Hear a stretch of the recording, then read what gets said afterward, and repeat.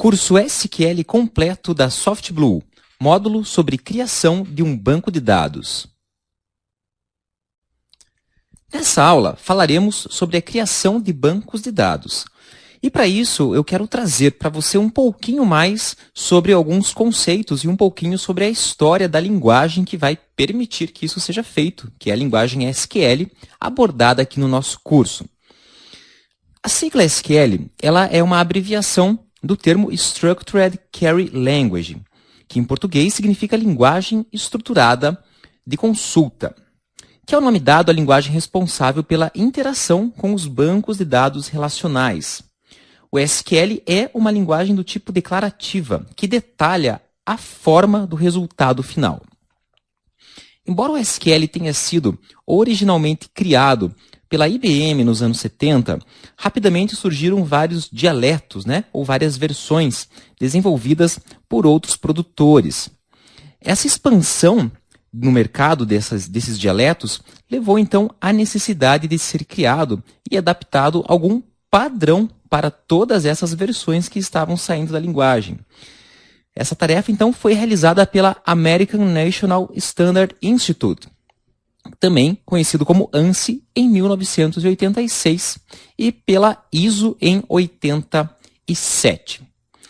O SQL foi revisado em 1992 e para essa versão foi dado o nome de SQL-92.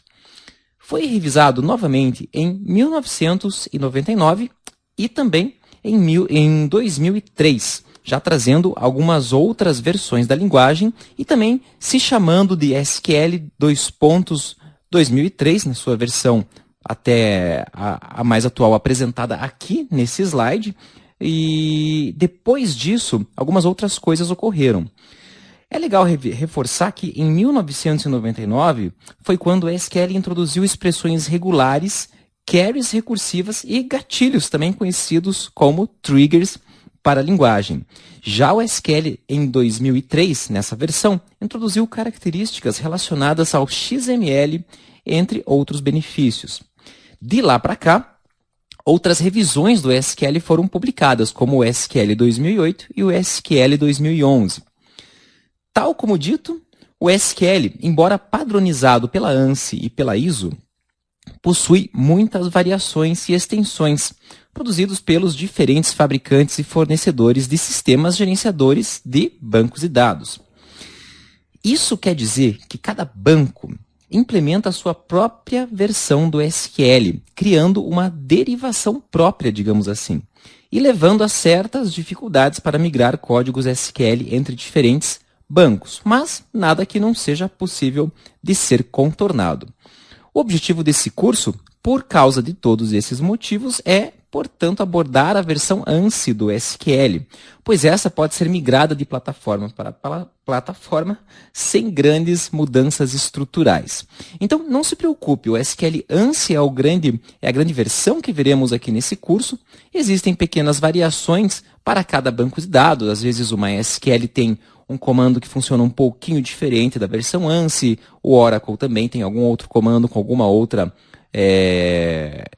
outro detalhe especial, mas nada para se preocupar, e sim apenas saber por que cada banco interpreta a sua versão e como o SQL é padronizado entre eles.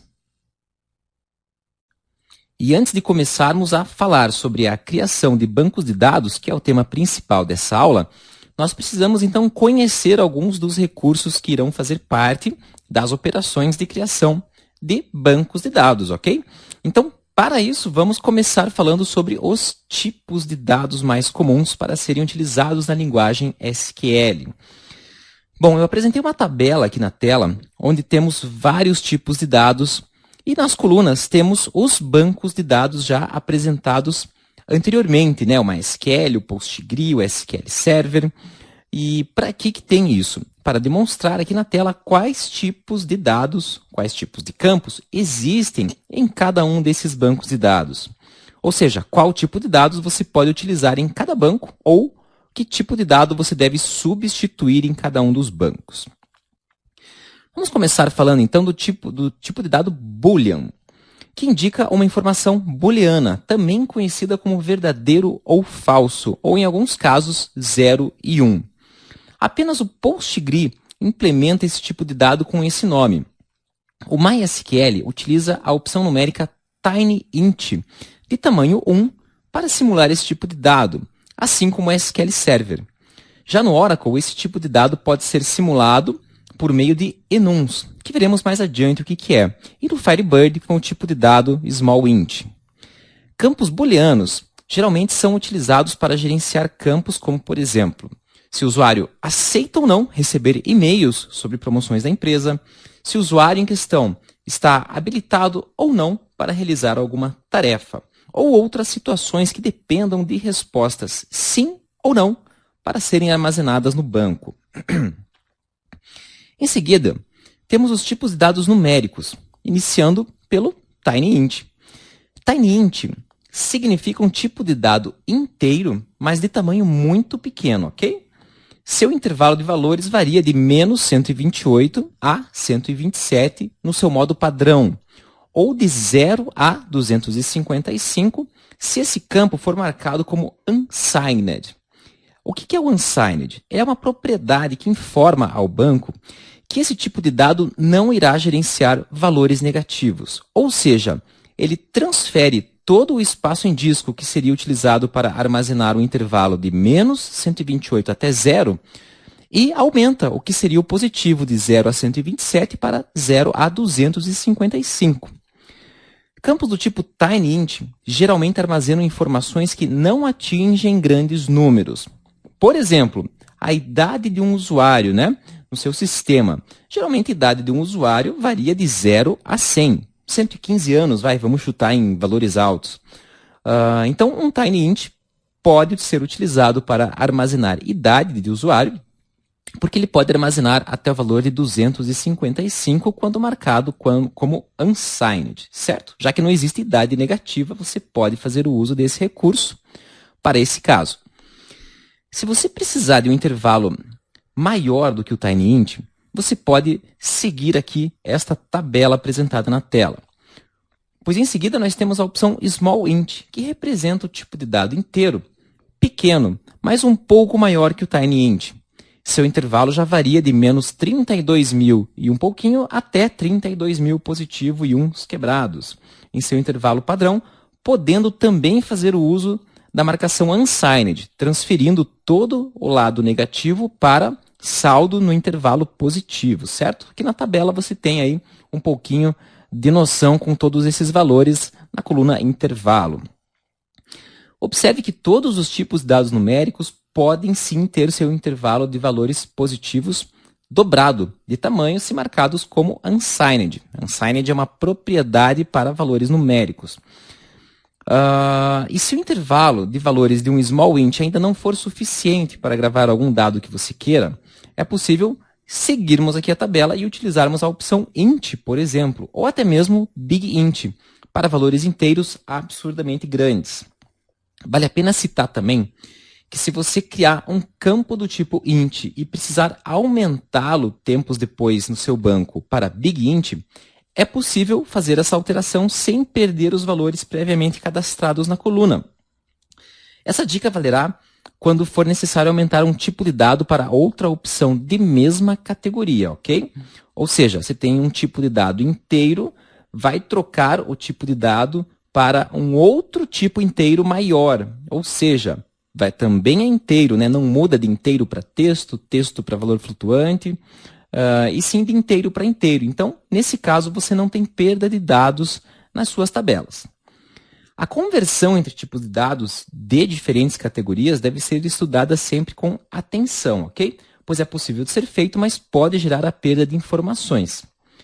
Caso você necessite armazenar valores que tenham casas decimais, é possível fazer isso utilizando as opções float, double e numeric. Esses tipos de dados podem armazenar valores monetários, por exemplo, sem a informação da moeda, sem o R, o símbolozinho R do real, sem o símbolozinho do cifrão do dólar, certo? Mas o valor numérico pode ser armazenado por meio desses tipos sem problemas. Em seguida, nós temos os tipos de dados que trabalham com strings, com textos. Nessa categoria, estamos falando basicamente do tipo char e do tipo varchar. Qual a diferença entre esses tipos de dados? O tipo de dado char, que tenha o seu tamanho indicado, ou seja, o número de posições que ele vai utilizar, para qualquer valor de texto inserido na tabela, o servidor de banco de dados completará essa string com espaços em branco até atingir o tamanho do campo definido em sua criação.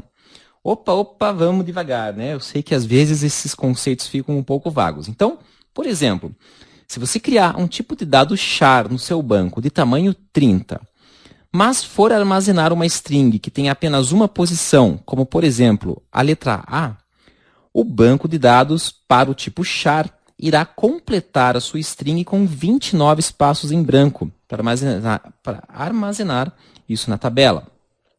Ou seja, char de tamanho definido sempre ocupará todo o tamanho informado. Já para a versão varchar, esse autocompletar não ocorre, pois a coluna em questão já sabe que armazenará strings de tamanhos variados. Varchar vem justamente do termo var de variable, ou seja, um char que varia de tamanho. Ou seja, ele é mais otimizado, né, para o seu banco de dados, caso o seu campo possa ter tamanhos diferentes de strings. Em seguida, temos os tipos de dados que gerenciam data e hora. O campo date, por exemplo, ele geralmente armazena a informação de data composta por dia, mês e ano, enquanto que o campo time geralmente armazena o valor de tempo, como hora, minuto e segundo. Se precisarmos juntar essas duas informações, nós também podemos utilizar o tipo de dado datetime, que armazena de forma combinada uma data específica e um horário específico, ou seja, ele armazena um momento. Temos também a opção timestamp, que armazena as mesmas informações do tipo de dado datetime, mas ainda pode ser complementada com informações de fuso horário de uma determinada localização.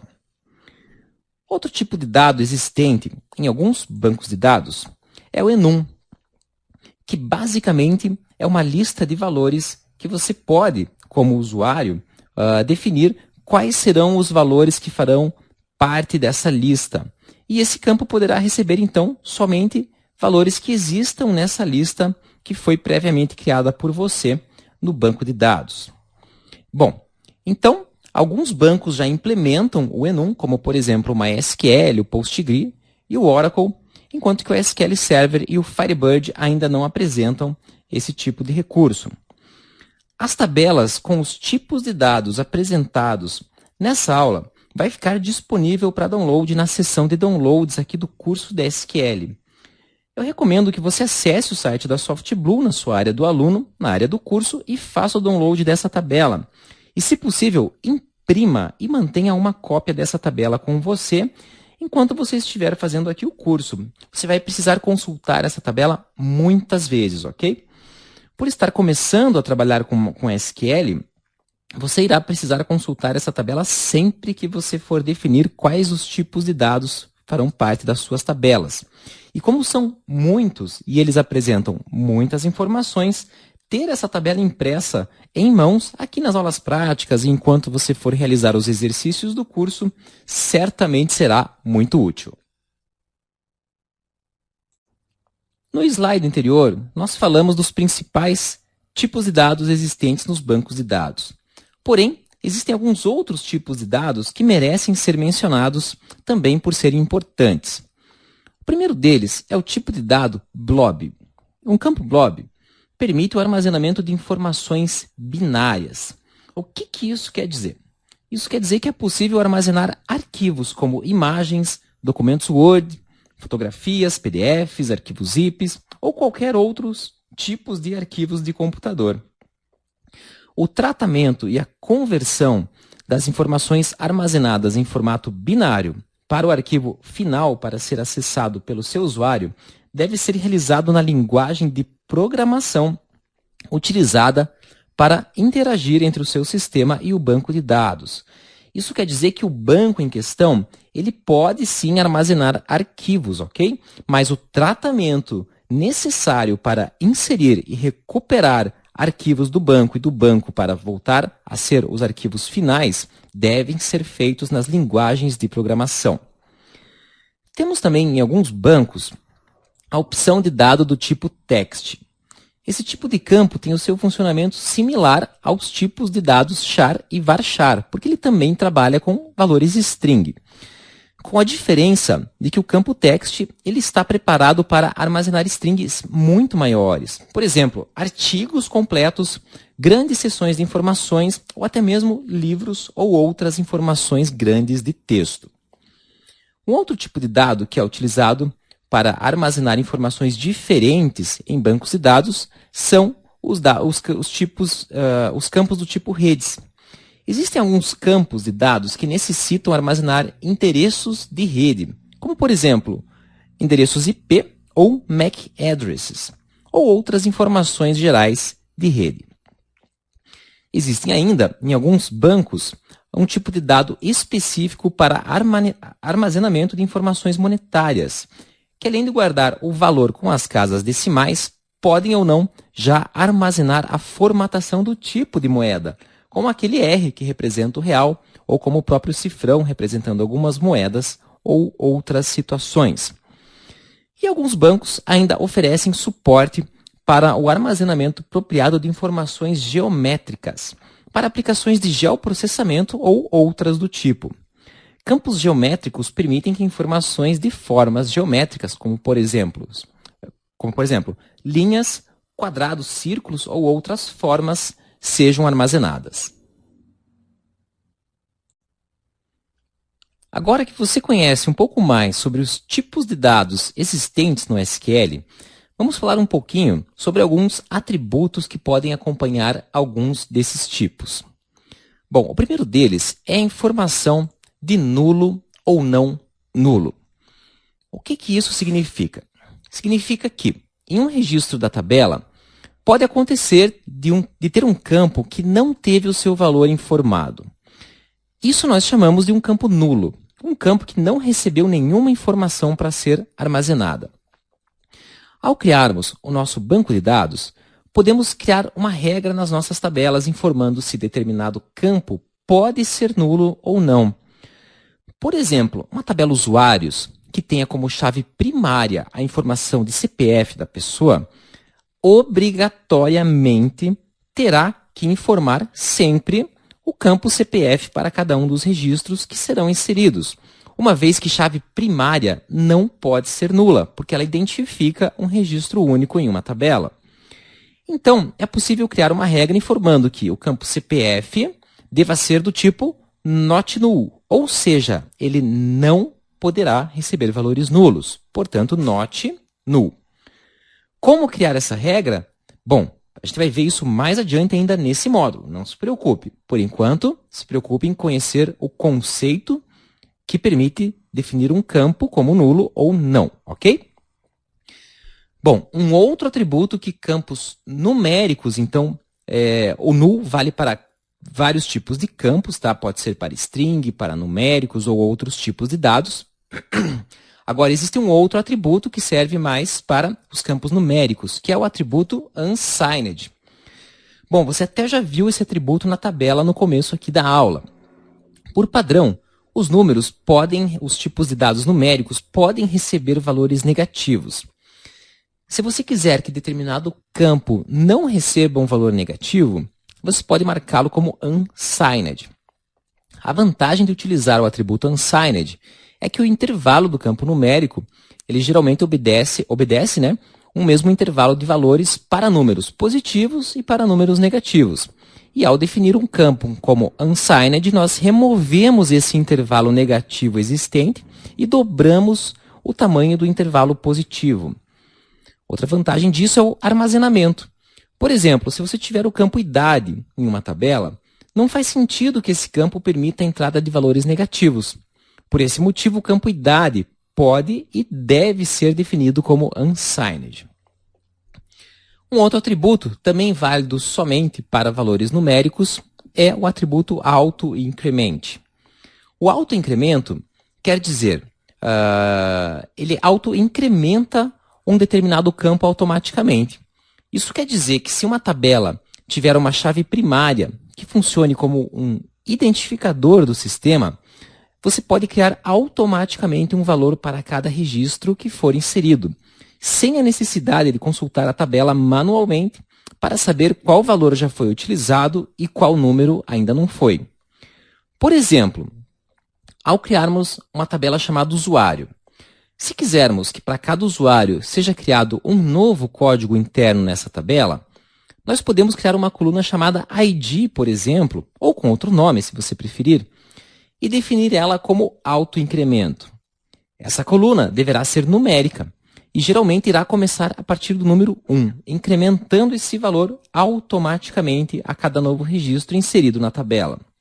Você não precisará consultar manualmente essa coluna para gerenciar esses valores, ok? O próprio banco faz isso automaticamente para você, definindo um novo código para cada novo registro que vier a ser inserido. E um outro atributo que pode ser definido para um campo é o atributo zero-fio. Para campos numéricos, essa opção completa o valor em questão com zeros à esquerda, ok? Bom, e agora que falamos dos tipos de dados disponíveis no SQL, e também falamos dos atributos existentes que podem ser definidos para esses campos, vamos falar um pouquinho sobre como escolher o melhor tipo de dado para cada campo que você tenha, que você deseja criar no seu banco de dados. Nós estamos falando de boas práticas de armazenamento em disco dessas informações, visando o quê? Economia de espaço e melhor poder de processamento dos dados pelo servidor em questão. Bom, a primeira recomendação é escolher o menor tipo de dado possível para cada informação, desde que esse tipo de dado comporte o menor valor e o valor máximo que esse campo poderá receber. Note que para os campos do tipo int, nós temos várias opções de int com valores de intervalos diferenciados. Se você vai criar um campo que vai receber pequenos valores inteiros, como por exemplo o idade, que já foi tão falado aqui na aula, é recomendado que você escolha a menor opção, né, de int possível, ao invés de escolher uma opção como o big int, que pode receber valores inteiros gigantescos. Isso porque, mesmo que você utilize o campo big int para cadastrar apenas valores pequenos, internamente o seu banco de dados irá reservar o espaço do big int e armazenar o seu valor pequeno utilizando esse grande espaço, né? Então, ele vai ocupar muito espaço desnecessariamente, desperdiçando, então, espaço em disco. Outra vantagem de escolher tipos de dados menores possíveis, desde que esse tipo de dado comporte todos os valores que você possa precisar armazenar, é que o processamento do computador é mais rápido, do servidor, com menores tipos de dados. Isso quer dizer que o servidor de bancos de dados responderá mais rapidamente quando tiver que processar campos menores, ok? Ainda, vou apresentar aqui alguns exemplos de mau uso de tipos de dados. Como, por exemplo, o que são, né, esses mau usos? Armazenar dados numéricos em colunas do tipo string, por exemplo, porque ao utilizar colunas como números e futuramente precisar realizar operações matemáticas, se você estiver armazenando o número em campo texto, o banco precisará converter os campos de cada registro de texto para número em todas as vezes que esse tipo de operação, por exemplo, operação aritmética, for solicitada, desperdiçando recursos do servidor. Armazenar dados numéricos maiores que o necessário também não é recomendado, né, como nós já vimos, bem como criar campos de string maiores que o necessário. Então, por exemplo, para armazenar o campo nome de usuário, nós devemos preparar esse campo para receber strings com um tamanho médio de 50 a 60 caracteres, mas não strings com 200 caracteres, 500 caracteres ou 1000 caracteres, certo? Bom, o bom uso dos tipos de dados consiste basicamente em escolher o menor tipo de dado possível para armazenar as suas informações. A pergunta que você deve fazer ao escolher um tipo de dado é: para esse campo, para essa informação, qual o menor valor e qual o maior valor que ele poderá receber? Baseado na resposta dessa pergunta, então você consulta na tabela dos tipos de dados qual o tipo de dado que possui o melhor intervalo para atender à sua necessidade. Agora, vamos falar então sobre os comandos utilizados para finalmente criar os bancos de dados e para criar as estruturas nos bancos de dados. Esses comandos pertencem à linguagem DDL, que é a linguagem de definição de dados. Basicamente, a DDL é composta pelos comandos create, que permite criar estruturas no seu banco de dados, o comando alter, que permite alterar estruturas previamente criadas, e o comando drop, que permite excluir estruturas. E não confunda o comando drop com o comando delete. Delete serve para a exclusão de dados, drop serve para a exclusão de estruturas, ok? Bom, e agora falaremos também sobre as principais estruturas que compõem um banco de dados, para que em seguida, na aula prática, a gente possa abordar esses comandos. Sempre será utilizado o SQL ANSI. Caso algum comando apresentado não funcione corretamente no banco de dados que você esteja utilizando, caso você não esteja utilizando uma SQL, você pode sempre consultar no manual do seu banco de dados qual é o comando mais adequado. Eu recomendo que você faça o curso utilizando o MySQL, ok? Assim você aproveita todo o curso e no final já vai estar com uma experiência muito maior para ir atrás de outro banco e saber lidar com essas pequenas diferenças, combinado? Bom, e antes de explicarmos os comandos de criação de bancos, vamos ver como funciona um banco de dados. Para explicar isso, vamos começar assumindo o princípio, né? Que é a existência de um servidor de banco de dados. Um servidor de banco, ele pode armazenar e gerenciar um ou mais bancos de dados. E, por sua vez, um banco de dados pode possuir uma ou mais tabelas. Observe o exemplo apresentado aqui na tela. Nesse caso, o nosso servidor de banco de dados, ele possui dois bancos, o banco RH e o banco estoque. E cada banco, por sua vez, possui suas próprias tabelas, como, por exemplo, o banco RH com as tabelas pessoas e cargos e o banco estoque possuindo apenas a tabela produtos. Isso quer dizer que para você criar um banco, você vai precisar se conectar a um servidor de banco de dados. E que para você criar tabelas ou estruturas, você vai precisar se conectar a algum banco disponibilizado nesse servidor. Dessa forma, é possível gerenciar acessos específicos para essas estruturas em bancos de dados diferentes. Por exemplo, funcionário 1 terá acesso ao banco RH, enquanto que o funcionário 2 terá apenas acesso ao banco estoque, e assim para cada caso. O primeiro comando que você vai utilizar ao criar o seu banco de dados é justamente o comando de criação do banco, que é o comando create database, seguido do nome do banco que você deseja criar. O nome do banco ele deve ser informado preferencialmente sem espaços, sem espaços em branco, né, e sem caracteres especiais. Os bancos de dados eles podem utilizar conjunto de caracteres específicos, dependendo da linguagem dos dados que serão armazenados. Aqui no Brasil, geralmente, nós utilizamos caracteres como, por exemplo, acentos e cedilha. Então, os conjuntos de caracteres mais utilizados são o latim 1 e o UTF-8. Conjunto de caracteres é uma informação opcional do comando de criação de dados, ok? Se você ainda não está familiarizado com esse termo, não se preocupe que nós vamos tratar aí no decorrer das aulas um pouco mais sobre esses temas. Bom, para a gente alterar um banco, é sempre utilizado o comando alter database, seguido do nome do banco e seguido, então, da informação ou propriedade que deve ser alterada. E, por último, para a gente excluir um banco de dados do nosso servidor, isso deve ser feito por meio do comando drop database, seguido do nome. Vale a pena lembrar que quando um banco é excluído, essa operação não tem mais como como voltar atrás. É um procedimento irreversível, o que quer dizer que todas as informações do seu banco serão perdidas e não poderão mais ser recuperadas. E como funcionam as tabelas dentro dos bancos de dados?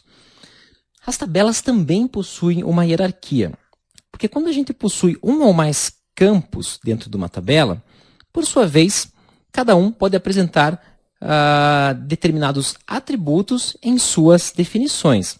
Então, observe o exemplo apresentado na tela. A tabela Pessoas foi criada e possui dois campos, CPF e nome, ok? E, por sua vez, esses campos apresentam algumas características independentes. O campo CPF, por exemplo, pode ser definido para não receber valores nulos e também para ser a chave primária da tabela, enquanto que o campo nome foi definido, então, apenas para não receber valores nulos aqui nesse exemplo. Isso quer dizer que quando a gente cria campos ou tenta alterar esses campos na estrutura de uma tabela, é sempre necessário informar em qual tabela a alteração da estrutura será feita. Assim como, quando alterar algum campo, deve ser informado sempre o nome do campo que terá as suas propriedades atualizadas. Após criar um banco de dados, as próximas estruturas a serem criadas geralmente são as tabelas. Para isso, você vai utilizar o comando createTable, seguido do nome da tabela, que preferencialmente também não deve utilizar espaços em branco ou caracteres especiais, ok? E seguido de entre parênteses os campos que irão compor a sua tabela. Só que a informação dos campos também segue uma sintaxe, tá? A sintaxe de definição de cada campo é formada pelo tipo de dado que o campo vai fazer uso, seguido do nome dele, seguido dos seus opcionais atributos, ok? Se houver mais de um campo em sua tabela, é necessário separar a definição de cada campo com vírgulas entre os parênteses do comando createTable.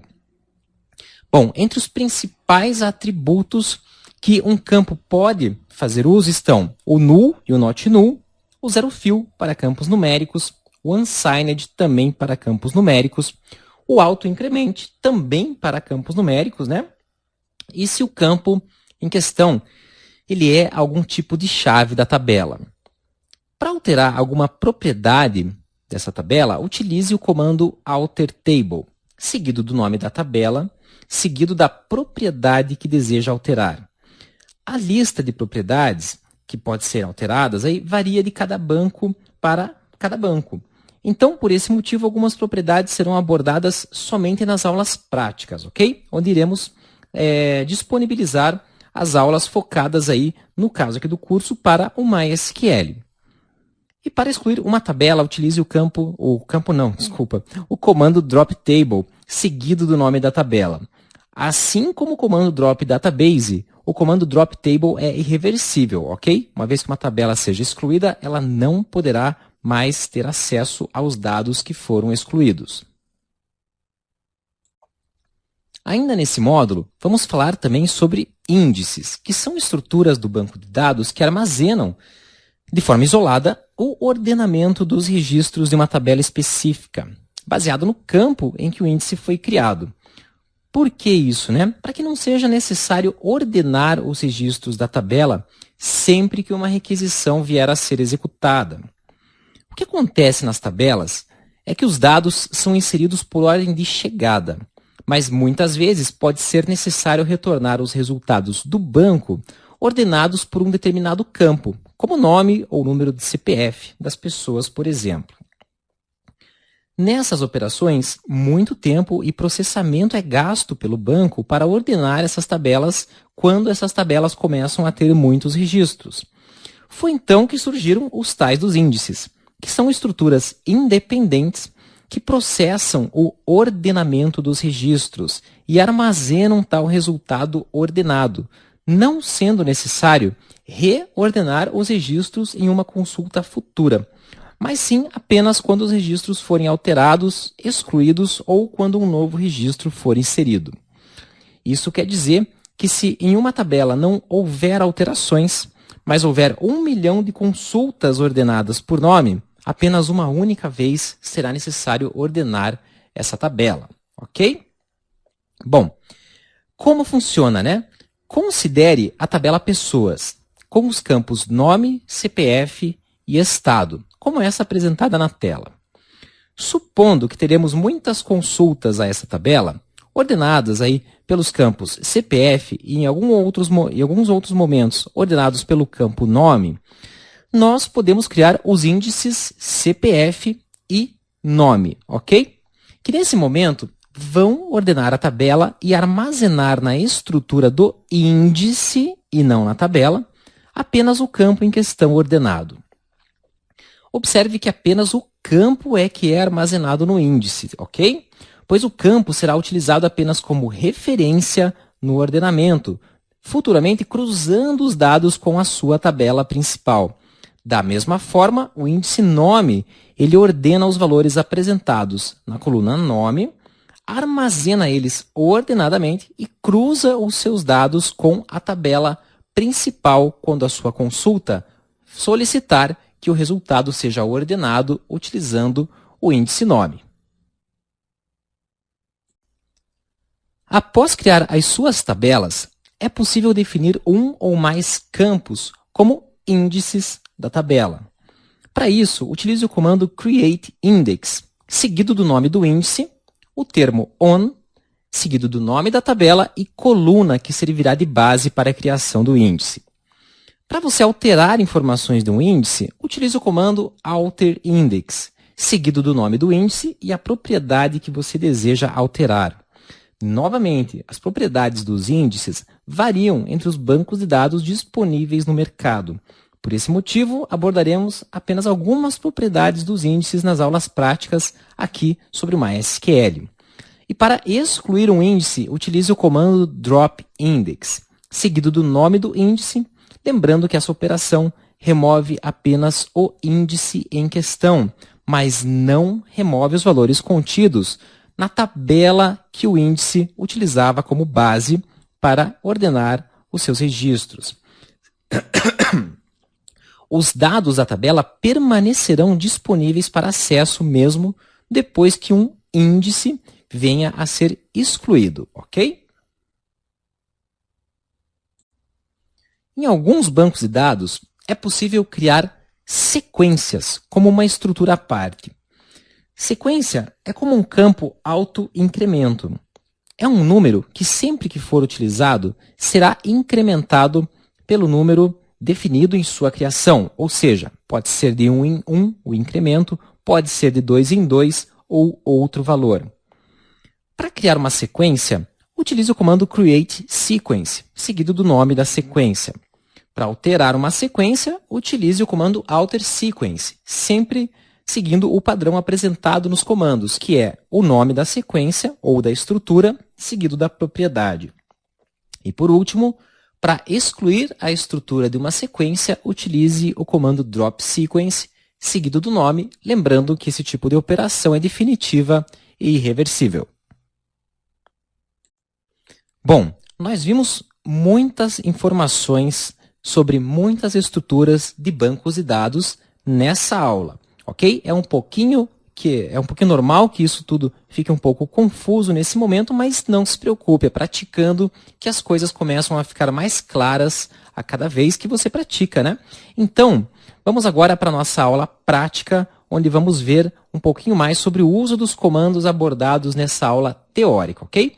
Lembrando que os manuais dos principais bancos de dados estão disponíveis na seção de links do curso de SQL. Um forte abraço e até a próxima aula.